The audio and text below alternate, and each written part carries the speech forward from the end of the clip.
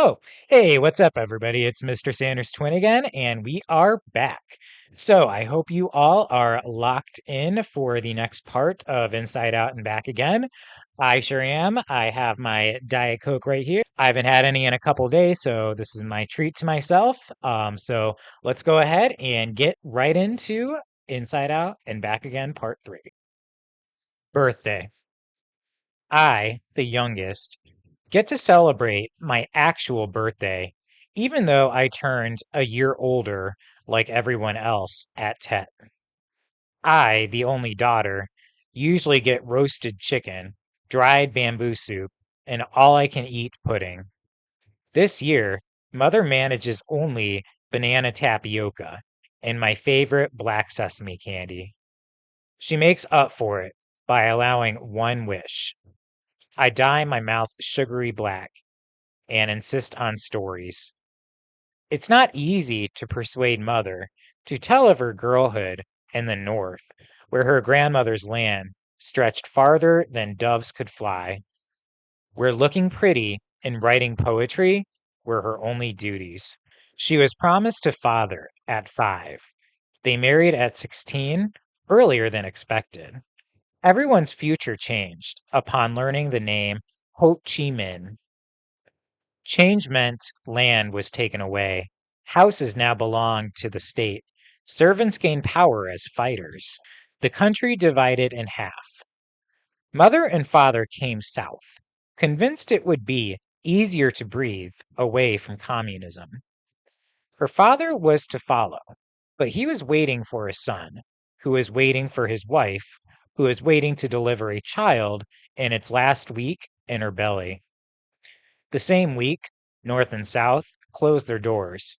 No more migration, no more letters, no more family. At this point, Mother closes her eyes that resemble no one else's, sunken and deep like Westerners, yet almond shaped like ours. I always wish for her eyes, but Mother says no. Eyes like hers can't help but carry sadness. Even as a child, her parents were alarmed by the weight in her eyes. I want to hear more, but nothing, not even my pouts, can make Mother open her eyes and tell more. April 10th. All right, we're going to go ahead and answer the first question. Why did Ha's family travel south? You'll find the answer to the question in these couple stanzas right here. The country divided in half. Mother and father came south, convinced it would be easier to breathe away from communism. A sentence starter could be they travel south because blank. All right, let's go ahead and continue. Birthday wishes. Wishes I keep to myself. Wish I could do what boys do and let the sun darken my skin and scars grid my knees. Wish I could let my hair grow, but Mother says the shorter the better to beat Saigon's heat and lice. Wish I could lose my chubby cheeks. Wish I could stay calm no matter what my brothers say. Wish Mother would stop chiding me to stay calm, which makes it worse. Wish I had a sister to jump rope with and sew doll clothes and hug for warmth in the middle of the night.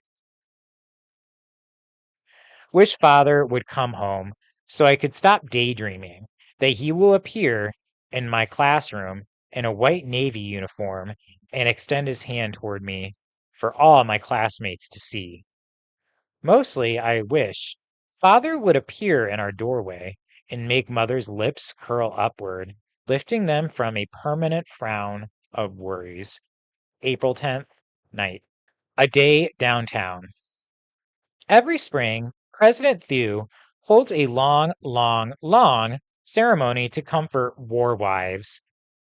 Mother and I go because after President Thieu's talk of winning the war, of democracy, of our father's bravery, each family gets 5 kilos of sugar, 10 kilos of rice, and a small jug of vegetable oil. Inside the cyclo, Mother crosses her legs so I can fit beside her. The breeze still cool, we bounce across the bridge, shaped like a crescent moon, where I'm not to go by myself. Mother smells of lavender and warmth. She's so beautiful, even if her cheeks are too hollow, her mouth too dark with worries. Despite warnings, I still want her sunken eyes. Before I see it, I hear downtown, thick with beeps, shouts, police whistles. Everywhere, mopeds and bicycles race down the wide road, moving out of the way, only when a truck honks and mows straight down the middle of the lane. We get out in front of an open market. We push our way to a Bon Quan stand. I love watching. The spread of rice flour on cloth stretched over a steaming pot. Like magic, a crepe forms, to be filled with shrimp and eaten with cucumber and bean sprouts. It tastes even better than it looks. While my mouth is full, the noises of the market silence themselves, letting me and my Bon Quan float. We squeeze ourselves out of the market toward the presidential palace. We stand in line for even longer. We sit on hot metal benches facing the podium. My white cotton hat and mother's flowery umbrella are nothing against the afternoon sun, shooting rays into my short hair. I'm dizzy and thirsty. The fish sauce in the Bon Quan was very salty. Mother gives me a tamarind candy. I have never been so thrilled to drink my saliva. Finally, President Thu appears, tan and sweaty. We know you have suffered. I thank you. Your country thanks you. Then he cries actual tears, unwiped, facing the cameras. Mother clicks her tongue. Tears of an ugly fish. I know that to mean fake tears of a crocodile. All right, we're going to go ahead and answer the next question. What is the real reason Ha's family attends President Thu's speeches? You'll find the truth to why they go there in this stanza right here. My mother and I go because after President Thu's blah, blah, blah, blah, blah, blah, blah, each family gets 5 kilos of sugar, 10 kilos of rice, and a small jug of vegetable oil. If you need a sentence starter, you can use the reason they go is because blank. All right, let's go ahead and continue. Twisting, twisting. Mother measures rice grains left in the bin, not enough to last till payday. At the end of the month, her brows twist like laundry being wrung dry. Yam and manioc taste lovely blended with rice, she says and smiles, as if I don't know how the poor fill their children's bellies. April 13th. Closed too soon. A siren screams over Miss Jin's voice in the middle of a lesson on Smiley and Bald President Ford. We all know it's bad news. School's now closed.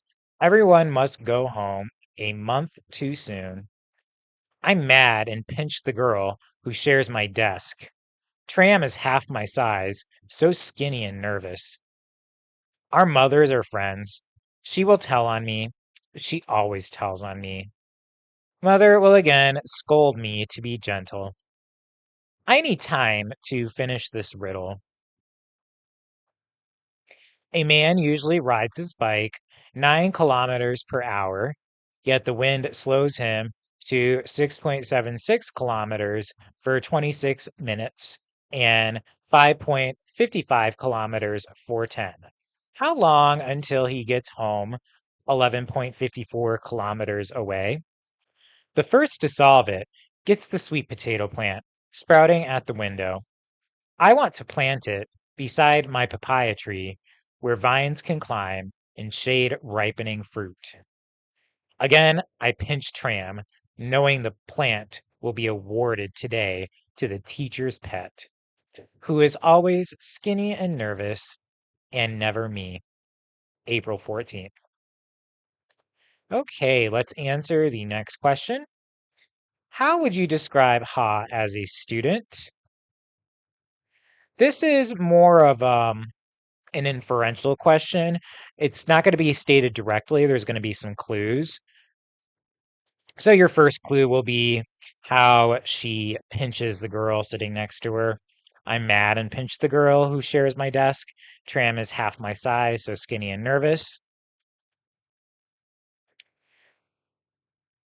And then also she pinches her again and says, the plant will be awarded today to the teacher's pet, who is always skinny and nervous and never me. So, considering those clues, how would you describe Ha as a student? If you need a sentence starter, you can use I would describe Ha as blank. All right, let's go ahead and continue to the next poem and the last question. All right, let's go ahead and continue to the last couple of poems and the last question. Promises. 5 papayas, the sizes of my head, a knee, 2 elbows, and a thumb, cling to the trunk, still green, but promising. April 15th. Bridge to the Sea. Uncle Sohn, father's best friend, visits us. He's short, dark, and smiley, not tall, thin, and serious, like father in photographs. Still, when classmates ask about my father, sometimes short and smiley come to mind before I can stop it. Uncle Sohn goes straight to the kitchen, where the back door opens into an alley. Unbelievable luck. This door bypasses the Navy checkpoint and leads straight to the port. I will not risk fleeing with my children on a rickety boat. Would a Navy ship meet your approval? As if the Navy would abandon its country? There won't be a South Vietnam left to abandon. You really believe we can leave? When the time comes, this house is our bridge to the sea. April 16th. All right, let's go ahead and answer the last question. What plan does Ha overhear Uncle Sohn explain? You'll find the answer you're looking for in these few stanzas right here. There won't be a South Vietnam left to abandon. You really believe we can leave? When the time comes, this house is our bridge to the sea. If you need a sentence starter, you can use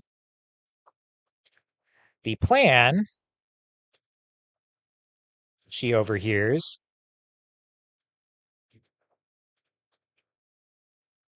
is blank.